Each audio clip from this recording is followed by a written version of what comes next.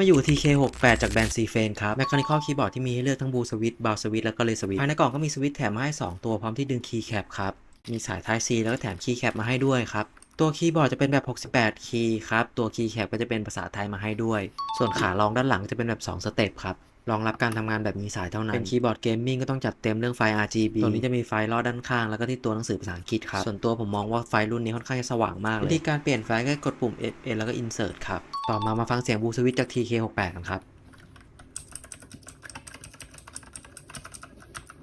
คีย์บอร์ดเท่ๆแบบนี้แต่ราคาไม่แพงครับสามารถกดลิงก์ที่ตะกร้าด้านล่างได้เลยรอบหน้าจะเป็นรุ่นไหนกดไลค์กดติดตามไว้ได้เลยครับ